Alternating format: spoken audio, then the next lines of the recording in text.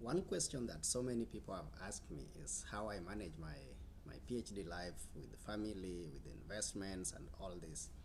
And I really struggle with this question a lot because I find myself doing it. But I want to tell you something that has driven my academic life since I started being conscious about my studies. And this thing is called the objective oriented study. Now, I run a life that is really objective oriented. I don't know where I built this, but it is innate. I have it. Every time I get into anything, I set an objective for it, and if I'm getting involved in it, then I need to achieve that objective. Now, how it works for me in my studies is that I have these tasks that are not really based on some outlying underlying objective. They are just urgent. I have to do them at specific times. Like I have to drop the baby at the daycare at a particular time. I have to pick her at a particular time. If I have a meeting to attend with my supervisor or the research group, then I have to attend it at a particular time. There's no way I can change those details. Now, that one I will put in the calendar and ensure that I meet it when the time comes. But for the research, I have a skill that I have built over time. That is objective oriented study.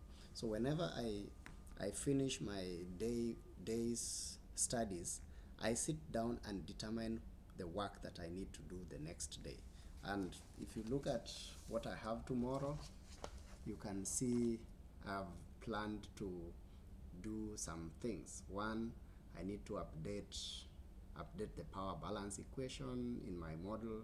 I need to remove coal-fired combined cycles and IGCC. I need to update the objective function. I need to update the hydrogen balance at the nodes. And you can see, once I write that, then I decide that the next day, no matter what happens, I have to do it. So that really drives me. So once I deliver it, I can go into other things that were not planned. And this is the time I get to these other things like investments, these other things like content creation, and these things that matter to me, communicating with friends and other things. But this thing has not started recently. I used to do this even in high school because when I was in high school, I had these friends who really were very interesting in the way they worked with me in topics. So there's something we used to call barring topics. So if I take a topic, let's say organic chemistry 1, then I need to bury it. It means I want to read it in a way that I can teach the whole topic offhand. Those who have met me after high school know that I used to walk into class and just teach offhand because that is what I learned to do. I learned to bury these topics in a way that by the time I finish studying it that day or that week that I decided to bury it, it means that at the end of that week I will not read it again in that manner ever in my life, ever again. I'm finishing with that topic not to meet it again. I just want to meet it in exams. And that means I'm going to read it so deeply that I will be able to present it offhand, and at the same time I want to solve all possible problems that may come from that topic. And this objective oriented studies, which means that you do something so thoroughly that you don't leave any stone unturned in it, then it means that you are able to have confidence in your past work. You can be sure that what you have done is well done and there's no need to go back at it.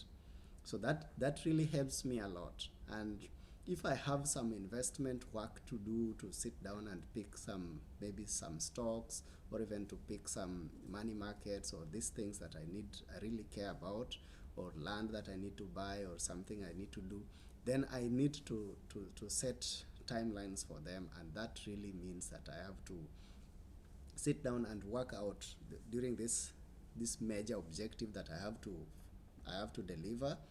Then I need to fit it somewhere. That objective is given. Whatever happens, even if I will sleep late at night or not sleep at all, I'll have to do it. So I'll just ensure that I pick these things that I have to do, I fit them into that major objective. If the major objective is to build something, maybe to find one of the things that I need to invest in, then I will write it down as the major objective. Then something else will be subordinate. So that is how I run my life, and it has really helped me in so many things that I've been able to do since I became conscious about my education life. I hope it will help you too.